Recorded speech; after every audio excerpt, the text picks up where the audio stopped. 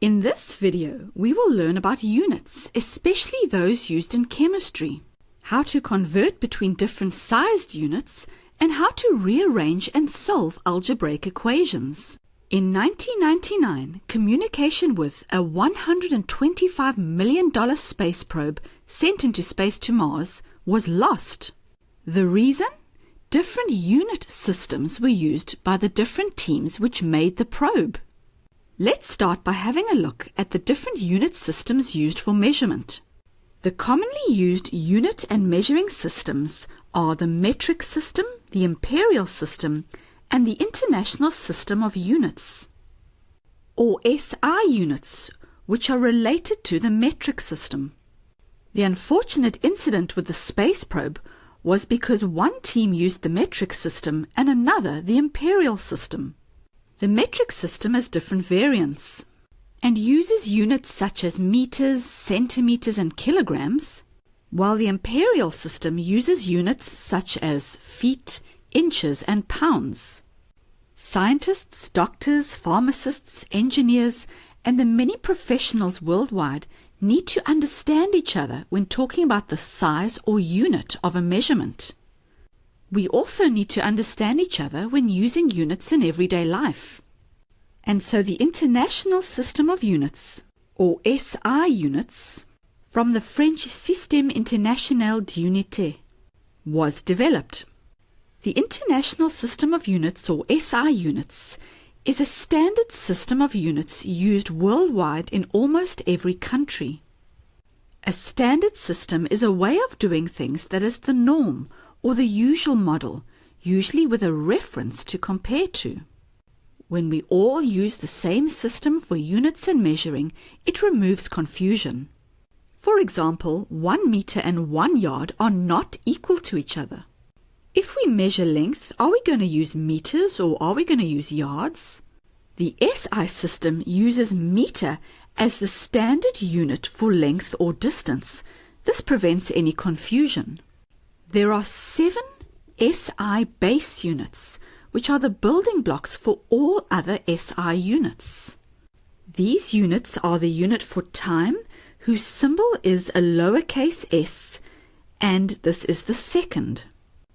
Length or distance measured in meters with a lowercase m. Mass, whose unit is the kilogram and whose symbol is kg. Electrical current, whose unit symbol is capital or uppercase A for ampere. Temperature measured in the unit of Kelvin with an uppercase K. Amount of substance with unit mole and symbol MOL. And luminous intensity symbol CD for the unit candela. Seconds, meters, kilograms, Kelvin and moles are used in chemistry. The units ampere and candela are not often used in chemistry. Chemistry doesn't often need to measure length, but more commonly volume or capacity. These are often measured in meters cubed, decimeters cubed, centimeters cubed, liters or milliliters. We will look at what the prefixes deci and centi mean just now. And we will learn what liters and milliliters refer to and how they are all related a bit later on. The unit kilogram is not commonly used in chemistry. We most often use grams for measuring mass. We said that these 7 units are the base or building block units from which all other SI units are derived. There are many derived units, but 2 common examples of derived units used in chemistry are the unit for pressure, whose symbol is P, and this unit is called the Pascal, and written in base SI units, a Pascal is a kilogram per meter per second squared.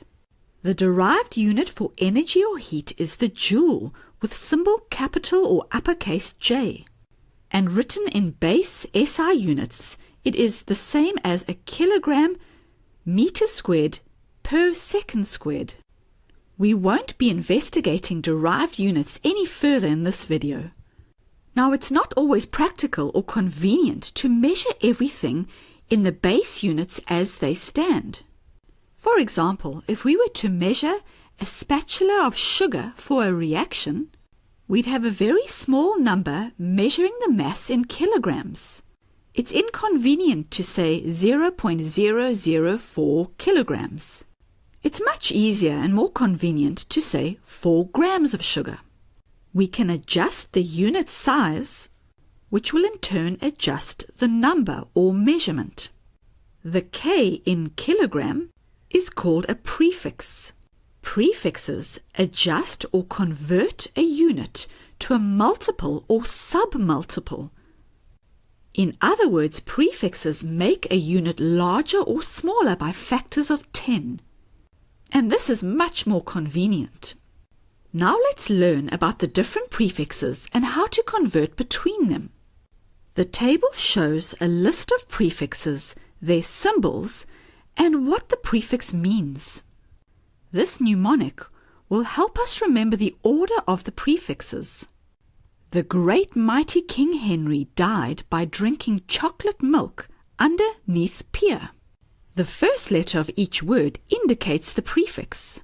The T in the word the reminds us of the prefix terror. G in the next word reminds us of giga. M in the next word for mega, etc. The only thing we need to remember is the U in the word under stands for or reminds us of the unit symbol for micro, which looks like a letter U, but is in fact a Greek letter. Some of the prefix symbols are uppercase, some are lowercase, and some have more than one letter. And again, micro uses a Greek letter. If we take the base unit, we can adjust it by using a suitable prefix according to what we are measuring. For example, if we want to measure the distance between two cities, kilometers is more convenient than the base unit, meters. 1 kilometer is 1,000 times bigger than 1 meter, or 10 to the 3 meters. Another example is nanoparticles, which are measured in nanometers. A nanometer is 0.000000001 meters, or 10 to the negative 9 meters. The relationship between a base unit and a prefixed unit, as shown here, is called a conversion factor. Let's have a look at some examples of converting between units with different prefixes. Let's convert 543 grams of iron to kilograms of iron. How we do this is we take the measured or given value and multiply by a conversion factor to convert to the desired unit. The conversion factor must be written as a ratio of x over y. In this example, we take our measured or given value of 543 grams and we multiply by the conversion factor. If we use our prefix table from earlier, we would work out that the conversion factor here is 1,000 grams equals 1 kilogram.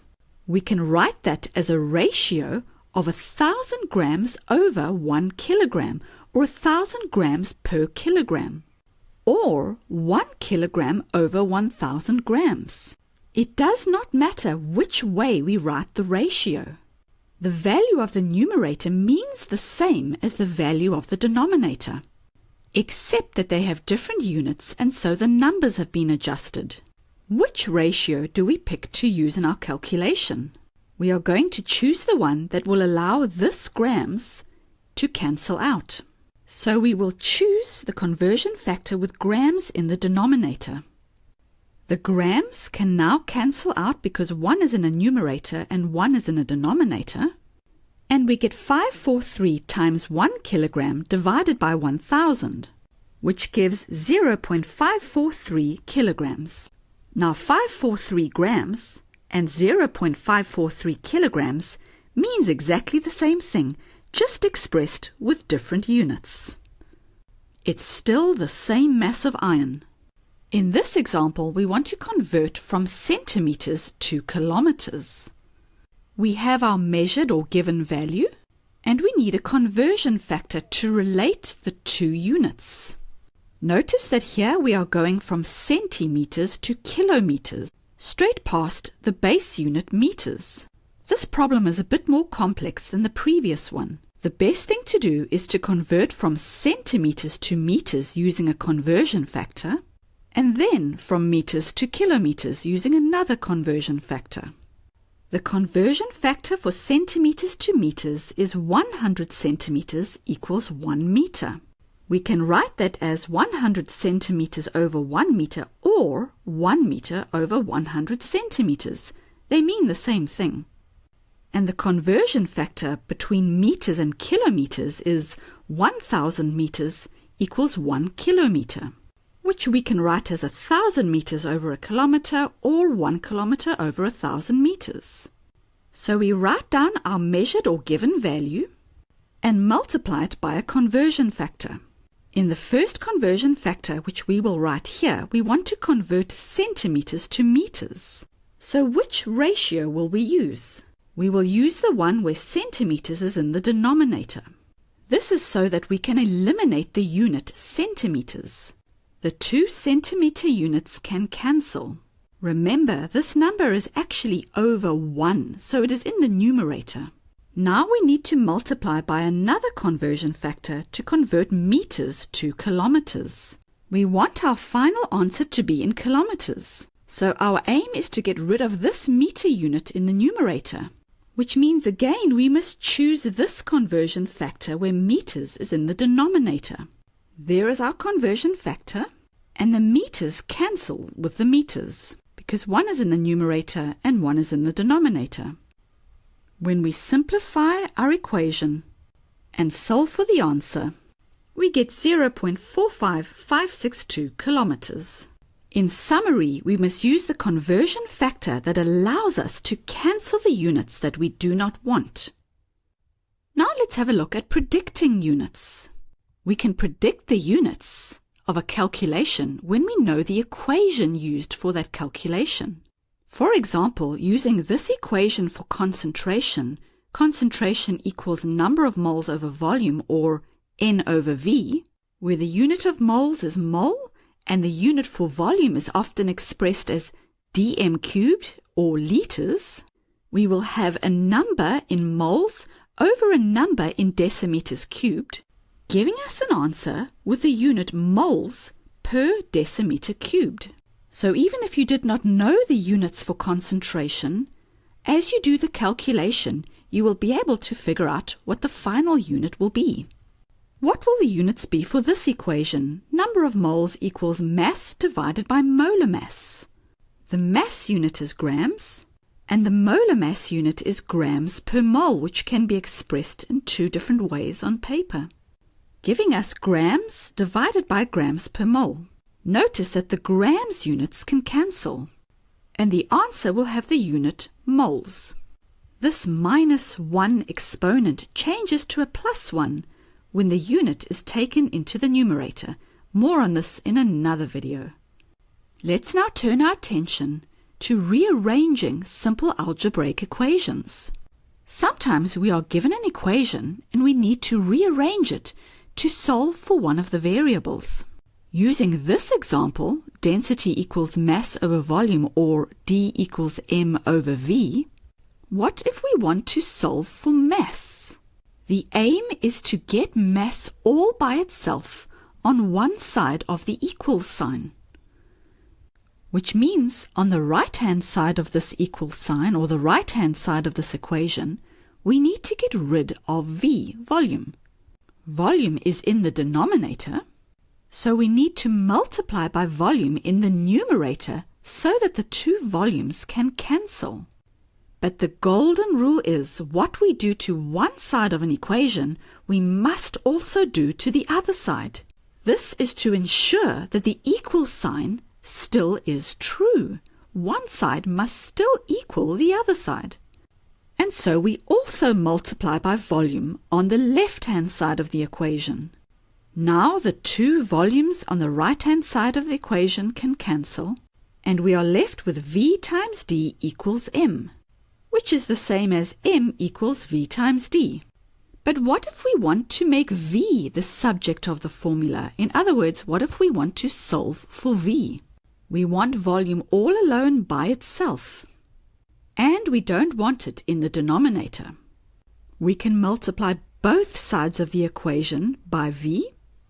These two volumes will cancel, and we get VD equals M as before. Volume is no longer in the denominator, but it is still not by itself. To get rid of the D on the left-hand side, we divide both sides by density. These two densities can cancel, and we get volume by itself equals mass divided by density. Before we summarize everything we have learnt, let's very briefly have a look at the different units used for volume, because in chemistry there are several different units that we use. Volume units used in chemistry are centimeters cubed, decimeters cubed, milliliters, and liters. The conversion factor between centimeters and decimeters is 10 centimeters equals 1 decimeter. Cubing both sides of the equation, we change from length to volume, and we get the conversion factor of 1,000 centimeters cubed equals 1 decimeter cubed. Also, 1,000 milliliters is the same as 1 liter, and 1 centimeter cubed is the same as 1 milliliter. We won't go into explaining why this is so in this video, but we can deduce that 1,000 centimeters cubed would thus be equal to 1,000 milliliters. Summarizing all this into one statement, we get 1,000 centimeters cubed is the same as a decimeter cubed, which is the same as 1,000 milliliters, which is the same as 1 liter. Knowing and understanding this conversion factor will help you greatly in your chemistry calculations. You can convert between any of these units.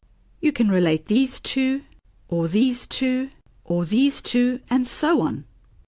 Now let's summarize everything we have learnt.